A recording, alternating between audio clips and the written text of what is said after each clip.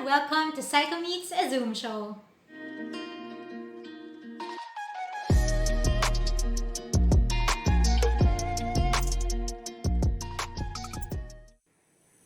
Psychomeets is a brand new series here on my channel, Ms. Faye, where I will be bringing in my friends and other guests to talk about a variety of topics. So for this pilot episode, there will be two parts. But for both parts, we'll be talking about how to manage stress, anxiety, and on motivation among college students. For the first part, we will be joined by two of my closest friends, both of them faculty from the Department of Psychology in Ateneo de Manila University. Our first guest is Ms. Marie Topacio, or Annie.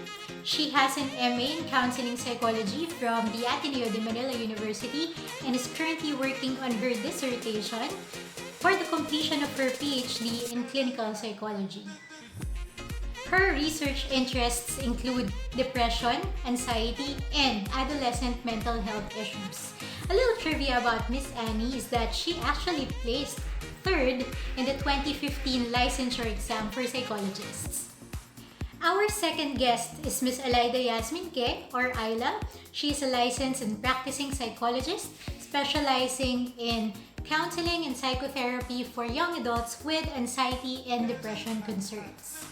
She conducts workshops and develops intervention programs on psychological first aid, mental health in young adults, and emotion management among various organizations. She also obtained her Master's in Counseling Psychology degree from the Ateneo de Manila University. All right. Okay. So, hello and welcome, Ms. Ke and Ms. Topacio. Thank you for being with us here today. Thank you for taking the time off of your busy schedule to be with us and to speak about the concerns of students. So, having said that, we actually did a survey of some of the students, and I'm going to share now the outcome of that survey. Okay, so let me just share the screen and let me know if the screen is already showing on your end.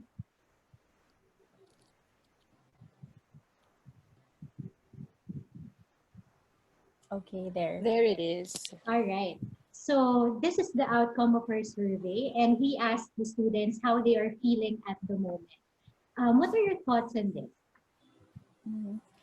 Um, Based on the students' comments, no, parang the common pattern that we see here would be anxiety, feeling overwhelmed, tired, exhausted, stressed. And actually, given the current situation that we're in right now, these are normal reactions because one of the descriptions na when it comes to the pandemic that we're in the midst of right now is that sabi nila we're living in the VUCA world. Meaning we're in a volatile situation right now. It's uncertain. There's a lot of ambiguity.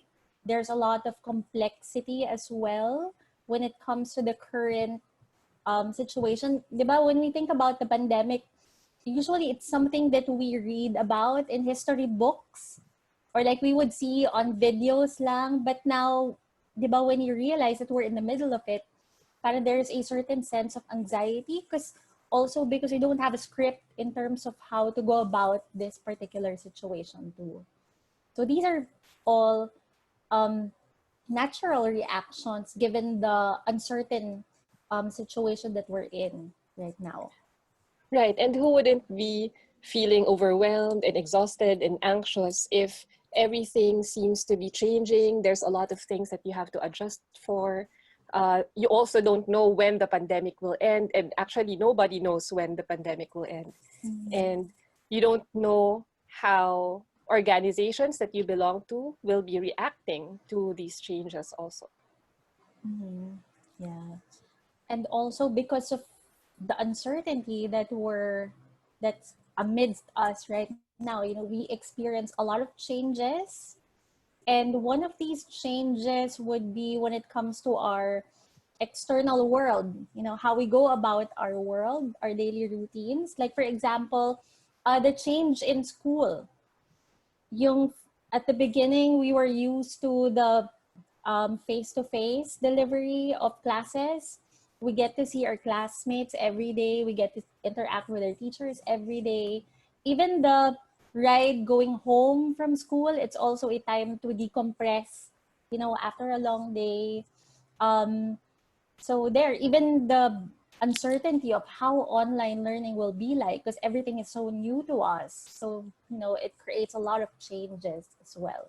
And Annie, you mentioned the ride going home from school. So that also points to changes in our routines. So now we have a different routine.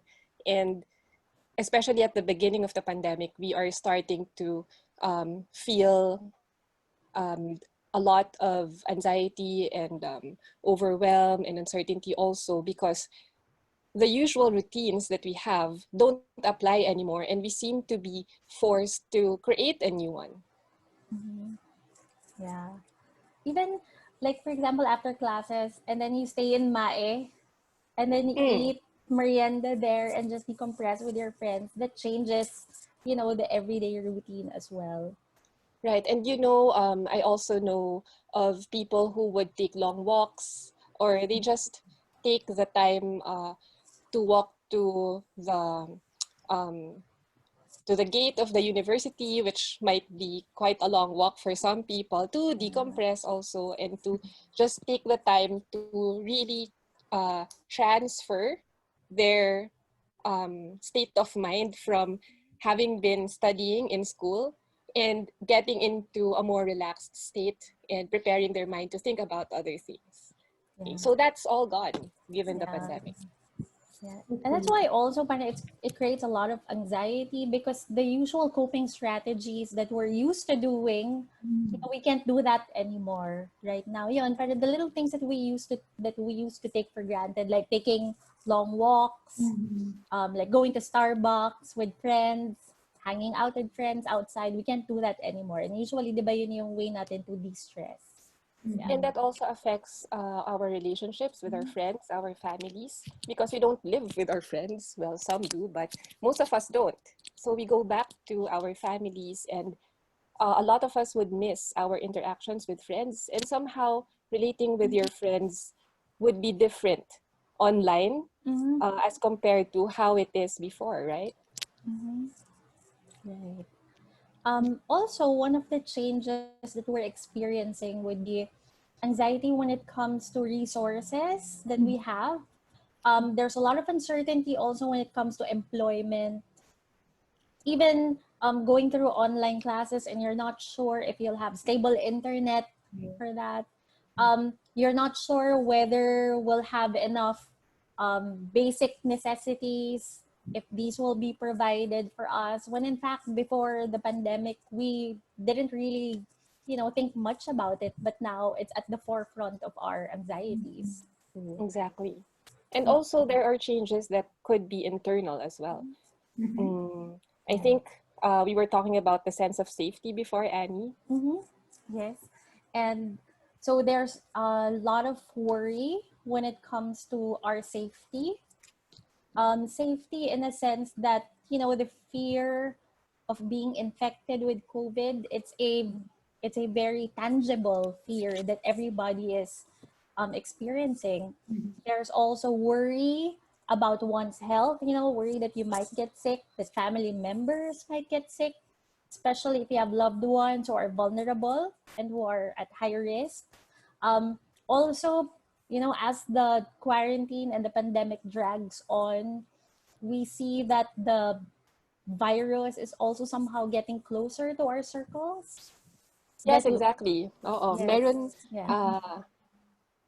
what I mean to say is there are people who would get infected by COVID, but they are um, not really close close to us. So somebody that your friend knows, or the uncle of somebody's classmate. But now it's getting closer. So now it's becoming a cousin or an uncle, like your actual cousin or uncle, right? Yeah. And it's different, diba, when it, like last January, when we heard about it in China, they're on lockdown, Mm-hmm.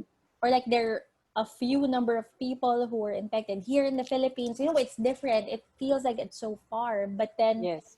it's slowly, getting closer and closer in our circles, and it's creating real fear, and that fear is actually called for, and that's natural as well.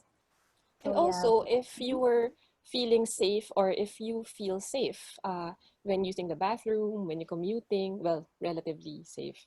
When you touch the knobs of the door, when you touch somebody's groceries, for example, somehow these things that we don't that don't trigger a sense of danger or threat to us now seem to be affecting our sense of safety, and makes us feel fearful and anxious. And for others, it makes them what they call what do you call that, OC, like some people would call it. Okay. Well, a lot of people who call themselves OC actually are happy now because a lot of people are joining the bandwagon. Yes. Right? And But really, extra seriously, OC. Yeah. exactly. Becomes normalized. Yeah. Exactly. And our sense of stability is also affected, which is connected with what we were talking about earlier, because our routines were disrupted. So that sense of stability that we were experiencing before, it's not there anymore. There was a rupture already. Ayla, you want to add something here? Yes, that is also actually linked with the uncertainty with the future, because if the routines are changed, there's a disruption in that area. Plus, you are not sure with what will happen in the future. Then, before, if you felt that you were stable enough, everything is everything that you expect tends to happen. Now, you feel a sense of wariness, okay, that it seems that the sense of stability that you had before is becoming what do you call that, is moving or shaking already. Yeah. There are a lot of moving parts, okay, at this point. And it's so difficult right now to create plans in the near future because there's uncertainty in terms of when it's gonna drag on. I read also somewhere that all of these changes that we're feeling is also somehow related to grief. That Oh, there's a what sense about of it? loss. There's a sense of loss. Like for example, for those who graduated last March, they were not able to graduate the way that it's supposed to be celebrated. Also, that last few months before the lockdown started, but that's supposed to be the time when you're with your friends. You spend the last few days. months of the school year enjoying each other. Also, plans that didn't push through because of Summer this. plans. Summer plans, even like those who celebrated their birthdays, celebrations, for example. So they say there's a sense of grief also that's related to these plans not being, not pushing through also. So yeah. So if you come to think of it, it's hitting you on both sides. Something from the past, that loss, okay, that sense of grief, and also the uncertainty of the future, where you're heading. It's also unclear.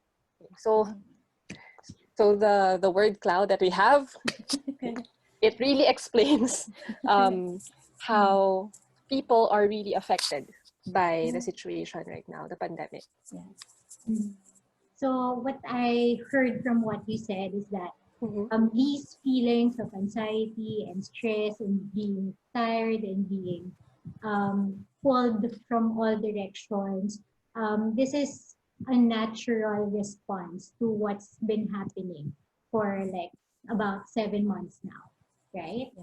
Yeah. Right. Okay. So probably we can also say that whatever the students are feeling now, this is a common feeling among everyone, not just them, no, but probably more so on their end because at this point, they are also trying to adjust, no, and trying to still continue with what they have started in terms of their education. But yeah, like what you mentioned, it's difficult to make plans because the future is uncertain. Yeah. All right. So I think that is a really good insight, no, that the students might want to hear at this point. No, but also our audience right now are actually psychology majors. Okay. And because they're psychology majors, most of them have a baseline idea about what anxiety is and what stress is. Na, so they have a sort of idea about like indicators of when they are probably experiencing abnormal levels of anxiety and stress. No? But we also want to hear from you. What are these indicators? Now, what would tell someone that they are already feeling um, some kind of anxiety and stress that is not anymore within this normal range or this normative range? Yeah. Okay, I think we can start with the physical manifestations of stress and anxiety. The common, um, the common manifestations of these emotions would be in your sleep. Okay, sleep disturbances. You have unusual sleep patterns. For some people, they sleep longer than they usually do. Well, I think psych majors might already know this, but nevertheless, it is really one of the um, really good markers, okay, that tell us that something is wrong. We always say that these are normal reactions, even if they seem abnormal. These are actually normal reactions to a very abnormal situation. And for some people, it might be oversleeping, but for some people, it's lacking sleep, not being able to sleep. It could be being able to sleep, but waking up in the middle of the night several times, or being able to sleep, but then you'd wake up in the middle of the night and not being able to sleep back again. What else?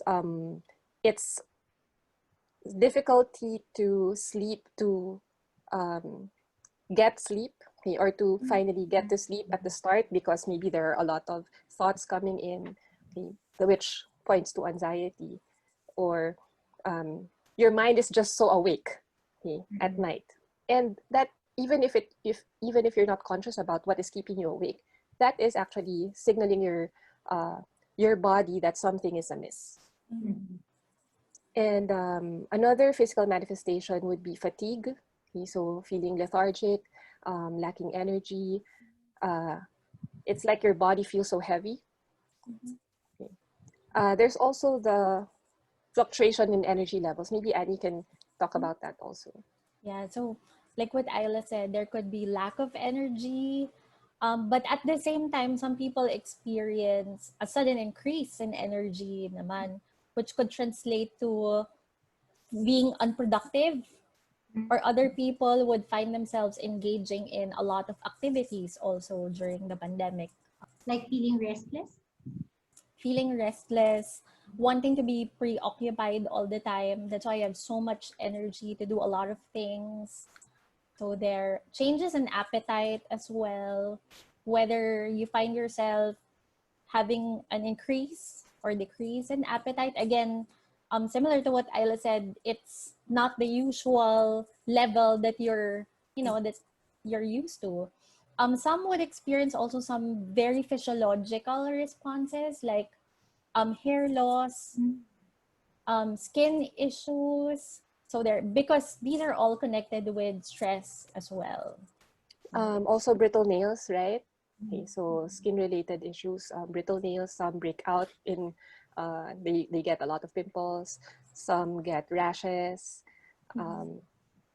What else? Oh, changes in appetite, that's also linked with changes in weight.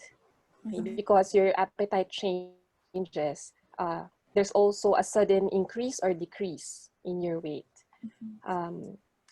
What else?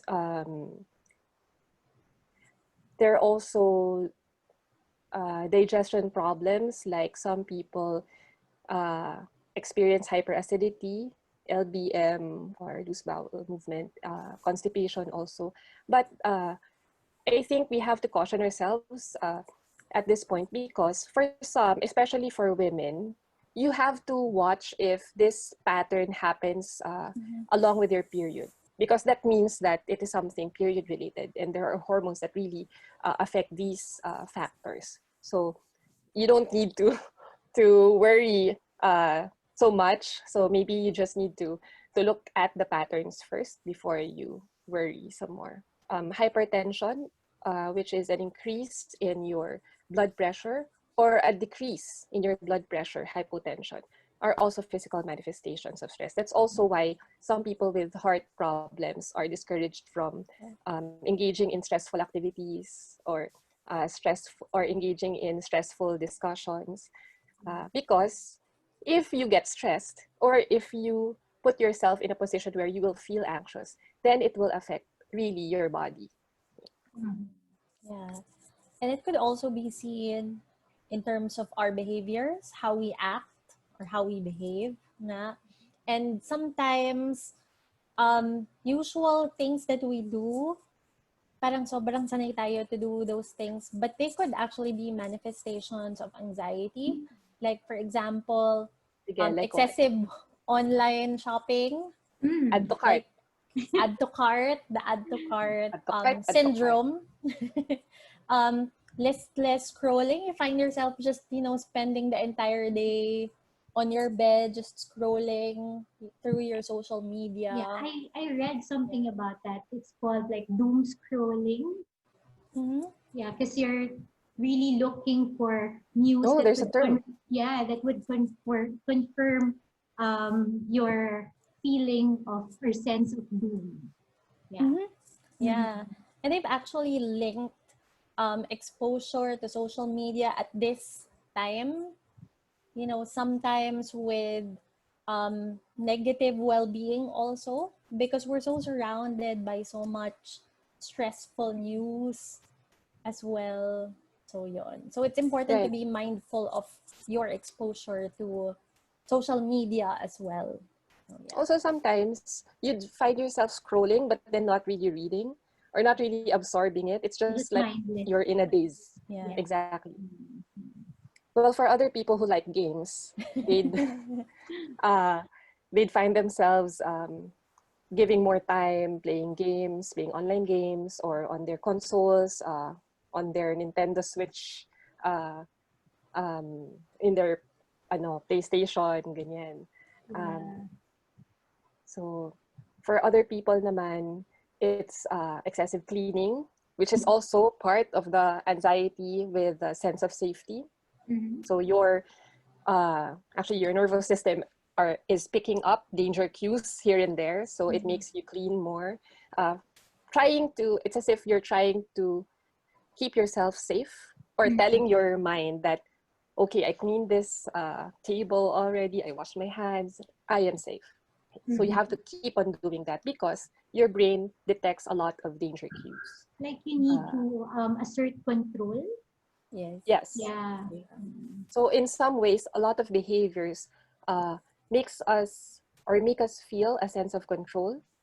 It's just that these are not the areas wherein we can feel control that could affect that sense of, or that could lessen that sense of danger or threat.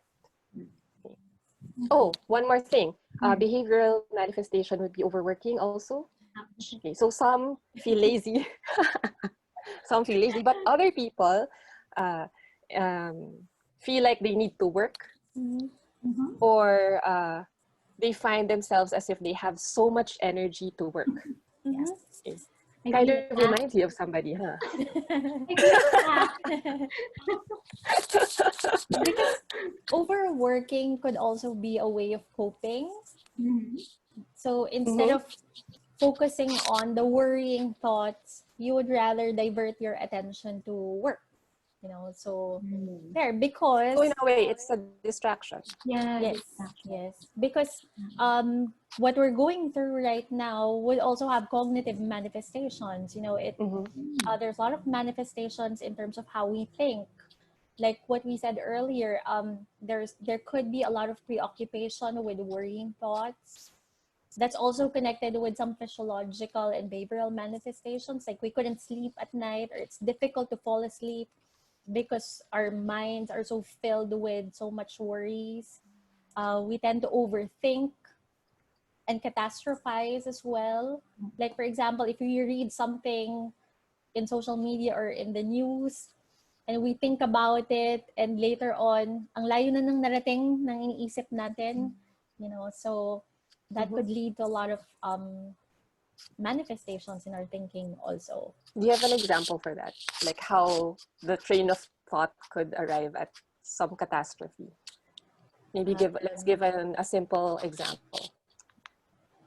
Say that you got colds, or you have an itchy throat, for example. Like, can you give us an example of how that could turn into catastrophizing? Yeah, like symptoms, and it's very common also. At this point now that we tend to be very sensitive, hypervigilant when it comes to physical symptoms that we have. Like if you feel your throat, getting a bit itchy, like you take a lot of vitamins already. Oh, because your mind tells you that it might be COVID, right? Yeah. So you're thinking about a lot of things. So that itchy throat, it began with an itchy throat. You're thinking, oh no, I might have this already. And then you think, what do I do next? Like, what's going to happen if we go to the hospital? What's going to happen if my family gets infected, and all of those things? But, it exactly could be just, like an itchy throat also. I guess one way to deal with it at that moment is to just stay at that moment and, and see if it will progress or not, because the worrying might not actually be, it might not be warranted, actually, because it's just there. Oh, I have a question. But notice how fast our thoughts could go, towards catastrophizing. Yeah. Right? I have a question. Yes, Faith. Because I was reminded of a hypothetical friend. So this hypothetical friend, I think, is prone to catastrophizing. Like if she's meeting with someone and that someone gets late in their appointment, she would automatically think that something bad has happened to this friend. So like, for example, she already was thinking whether this friend died because of some sickness. So that's an example of that escalated, right? Yeah. Yes, perfect example. Yes. Oh, so Annie was talking about hypersensitivity. Yes, Annie.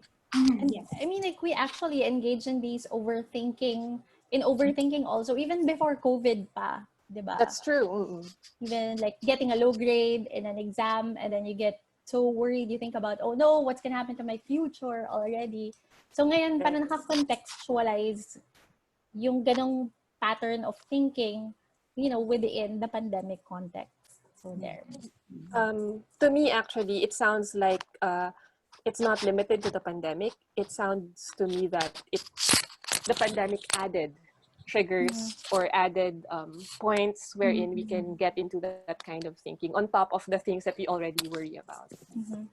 Okay, hypersensitivity and hypervigilance also are cognitive manifestations. It's like your, like what I was saying earlier, your nervous system is the one who is the one that gets activated whenever there's a threat or danger being sensed by the body. And its reaction would be to be extra sensitive and extra alert to whatever cue that might signal that you are unsafe. And this could also lead to lack of focus, because your system is trying to take note of everything else that is happening in the environment.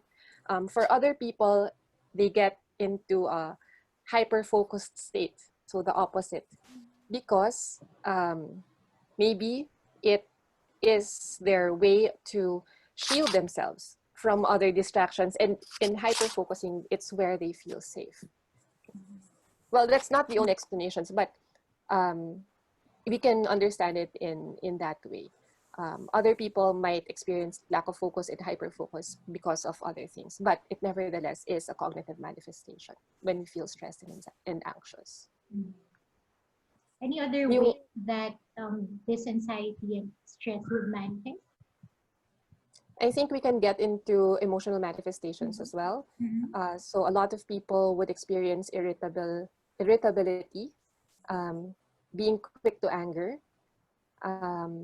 For other people, they'd feel numb, or as if they can't feel joy or excitement as much as they did before the pandemic.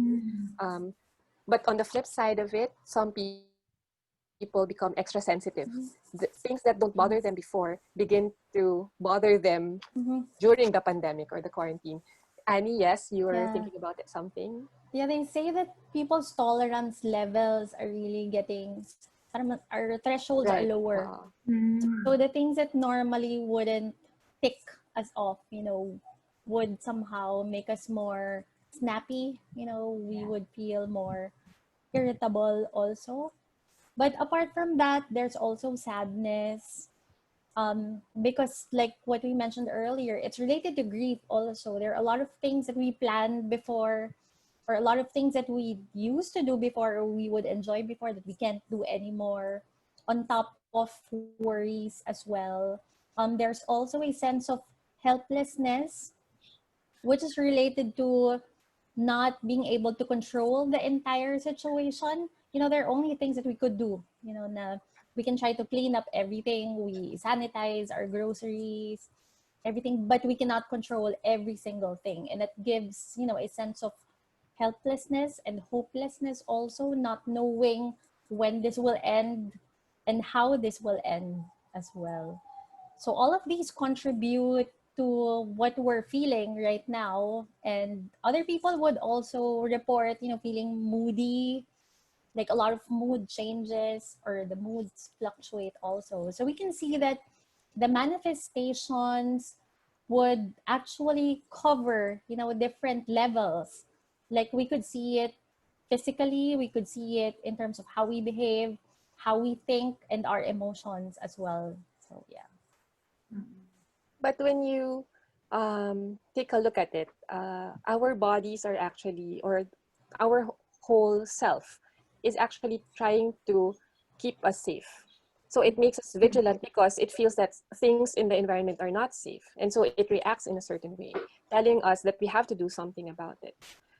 For other people, they can go numb because maybe it's the only way that they can function and keep on studying or keep on working. For other people, it's becoming hypersensitive because that's the way that they can protect themselves, if they can just detect all the cues that will tell them that things are unsafe so that they can solve it or work on it.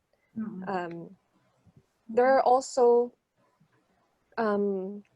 things or behaviors that our emotions and these cognitive manifestations, physical manifestations can make us do that we might not really want to do or consciously want to do, right, Annie? Yeah, and it's important to take note that all of those manifestations that we mentioned, it's not set in stone, meaning the manifestations would come out differently for different people also, and hindi naman lahat yon would come out as well. So it's very different. People have different experiences also. And it's important to note also that if you do have these manifestations, it does not automatically mean that it's within the dysfunctional level of anxiety and stress.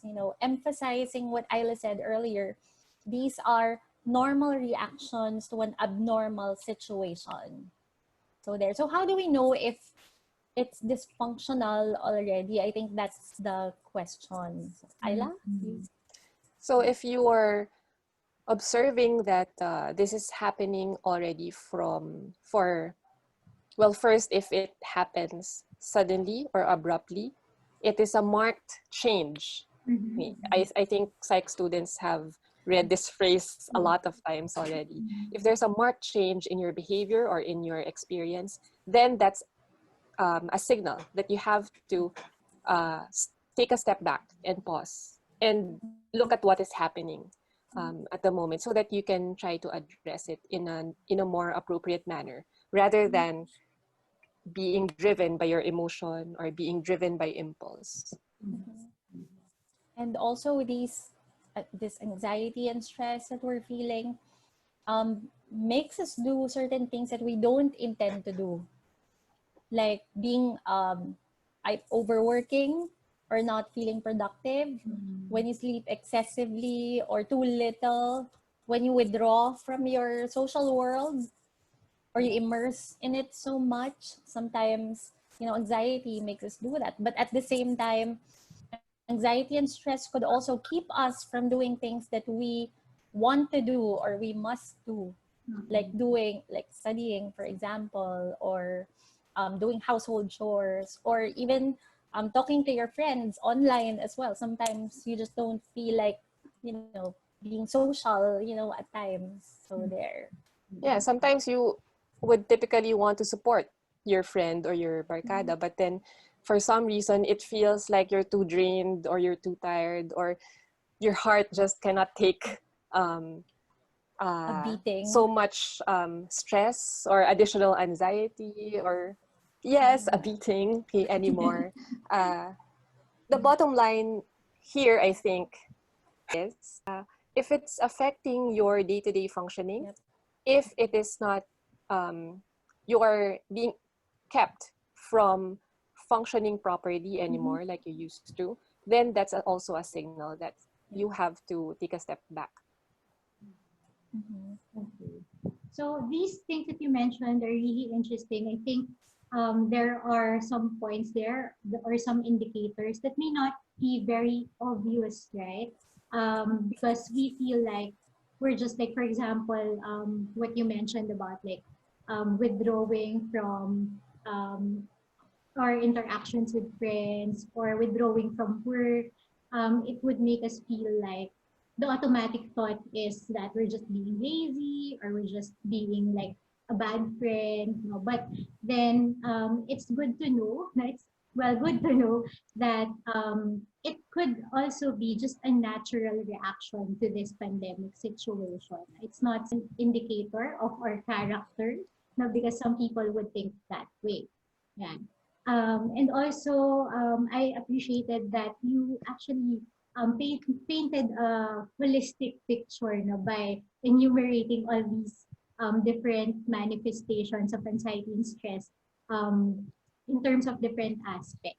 This brings me to my next question. So it's understandable that we feel anxious and we feel stressed given all these external and internal changes that's been happening around us. And it's actually good that we catch ourselves um, experiencing these things, right? Yeah. Because they signal that something needs to be done. So my next question is, from feeling this way or from experiencing these things, what's the next step? So how do I start now to move forward? Because we cannot like stay in one place. No, we can't stay here all the time. We can't freeze. No, we have to be able to just go on with our lives. No, but what's the first step to doing that? Yeah, go ahead, Ayla. I just want to add that since we said that these are normal reactions to an abnormal situation, it doesn't mean that we are not going to do anything anymore, right? Okay. So here are the things that we can do. And I think Annie also has a list that she can share with us. Well, there are many different ways in which we could deal with, when we feel overwhelming stress or anxiety. Also, I guess one basic lesson or tip, siguro, not just for anxiety, but for any intense emotion that we feel. Now, when you start feeling something, kunwari merong trigger, and then feel something, be mindful of how your body is reacting. Try to take note of the physical reactions that you have. So if it's anxiety, you feel getting sweaty, your tummy feels cold, or your hands are shaking. So that's the first step in being aware of it. Then afterwards, you acknowledge, you catch the emotion. Okay, I'm feeling all of these in my body. What does that say about how I feel? So that's when you acknowledge and say, okay, I'm feeling anxious right now. You identify it, you label it, and then you accept that it's in there, because the emotions that we feel, they have a function also, and there's a reason, a very acceptable reason why you're feeling anxious at that moment. And as you accept it without judgment, then that's when you'll feel that the emotion will slowly ebb away. Mm-hmm. And then that's when you can employ other strategies also.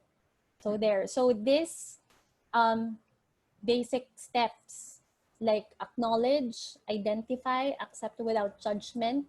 It could be like a first aid thing to do when you're overwhelmed with intense emotions also. Yeah. Ayla, you want to add something? Yes, I just want to highlight accepting without judgment. It sounds so easy to say, but it's hard to practice. But maybe just to uh, get more of a buy-in for this, because it's not easy to do. Um, I wonder if the people who are watching this video have experienced trying to shove away an emotion or a thought.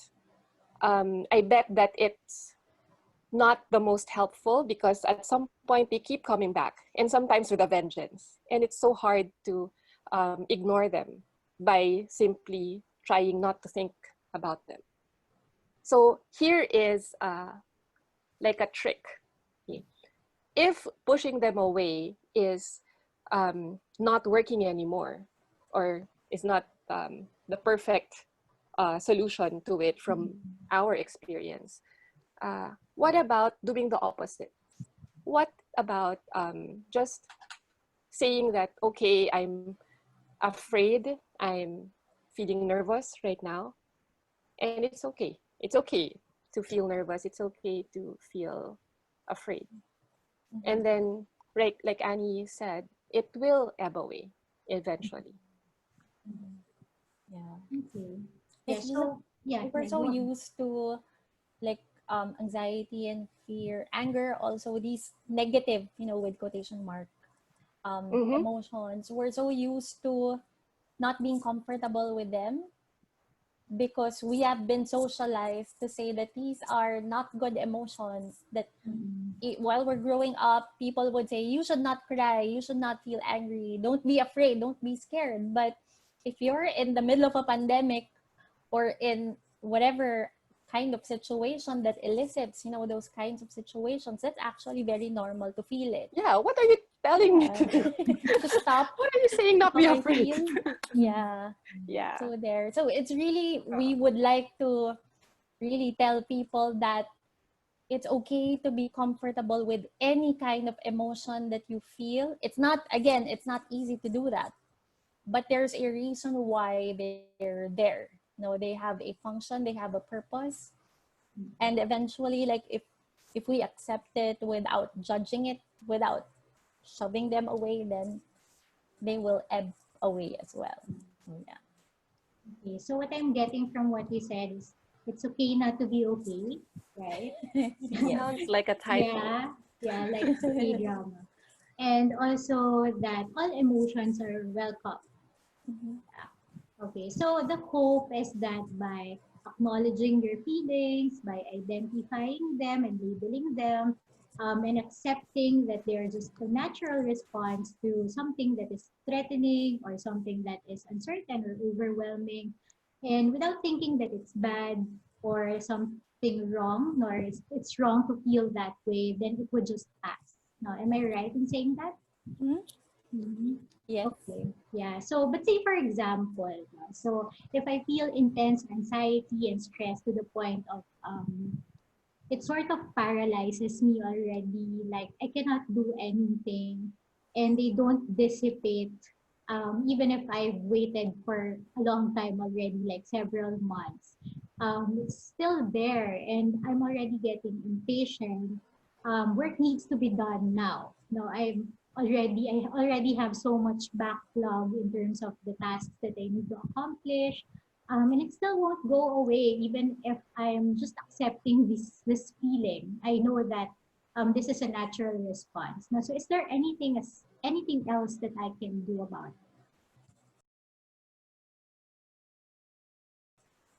I have some ideas on that. Mhm. Well, I think a lot of us would be familiar with breathing exercises, but these are really the exercises that are the easiest to do in the moment. So you inhale slowly, maybe for 4 counts, and then you exhale more slowly, uh, maybe for 7 counts. So the counts could vary, but that's essentially um, the gist of it. So um, maybe we can do it quickly, just together, just to inhale slowly. I'll count. Okay, inhale, 2, 3, 4, and exhale, 2, 3, 4, 5, 6, 7. There. So if the people who are watching this, you can also try it for yourself. Another one would be grounding exercises. It involves your 5 senses. So we can start with your eyes, your sense of sight. Maybe name 5 things that are green, for example. What this does is it grounds you in the present moment because our minds tend to run away with memories in the past or try to look into the future and catastrophize and all of that. So grounding exercises brings us here in the moment. In the moment, your throat is just scratchy. In the moment, you don't technically have COVID. In the moment, you are here and you are breathing. Okay, so that's the idea. So maybe name 5 things if you like pink, then 5 things that are pink, or 5 things, just 5 things that could work too. Or for some people, they add something that they can hear. So 4 things that you can hear, 3 things that you can smell, uh, 2 things that you can touch or sense, maybe a texture or something that you can hold, or a sensation that you can feel, maybe the breeze or the temperature in the room, or how your clothes are touching your skin. And the last one is taste. So one thing that you can taste. Mhm. Yeah. Um, Aside from that, also, another tip also they say that could enhance positive feelings would be naming one, two, or three things that you're grateful for Mm. Mm-hmm. in that day. Because especially if a day didn't go so well, diba? If there's one bad thing that happened in one day, our entire energies are spent just thinking about that bad thing, and we tend to generalize that the whole day is bad, and we tend to overlook the positive things that are happening every day, because usually these positive things they say are the usual everyday experiences that we have. So you know as the day ends, it would be good also to look at things that went your way naman for that day. And it could be something as simple as eating like a nice bowl of noodles, or having that chocolate cake, or being able to talk to your friend. It could be very simple, as could be as simple as that. Um, Another thing would be to reach out to people, to reach out to your support system. Could be your family, could be your friends, but also be aware of how you feel and how much resources you have when other people are reaching out to you as well. And like what Miss Faith said earlier, if you don't have the energy or the resource, it's okay to just ground yourself muna, recharge and re-energize until you have energy, for others also. What else? It's important also to have an outlet for your emotions, to be able to express those emotions. Could be through physical activities like sports or exercise. Could be through art, through cooking, through or just talking to people or doing something, over there. Oh, I just want to add about expressing emotion. Some people create their own memes. Yes. And then that has an added effect of giving something that other people can relate to also. Mm-hmm. Yeah. Okay. All right. So thank you so much for all of these information. Now, this is a really interesting point to emphasize, and one that we commonly forget, because we tend to want to get back on our feet as quickly as we can. Some may even feel bad about themselves because they cannot actually spring back to action when they want to, and even if they want to. So that could be frustrating for most people. The motivation to take action, to get back on track, just isn't there.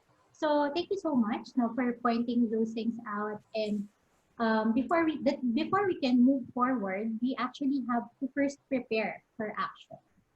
Okay. And I think our audience today would really find these reminders and tips helpful if ever they find themselves in this kind of situation. That before they could take action, they have to first calm their emotions. Yeah. So thank you very much again, Ms. Topacio and Ms. Keh. I think our audience has learned so many things today. Thank you for sharing all of this information. Our pleasure. Thanks for having us as well. So there we have it for the first part of Psychomeets pilot episode. Now, if you learned a lot from this video and liked what you saw, please hit the thumbs up button. If you would like to get notified of any new episodes of Psychomeets or my other series here on my channel, please hit the subscribe button down below. Now, if you're wondering where the second part is, you have to listen and follow my directions closely. For the second part of this episode, please head over to Coach Jerry Quintalion's vlog as he talks about how to reduce stress and anxiety by changing your mindset and your behaviors. So, please click on the video that you see on your screen right now.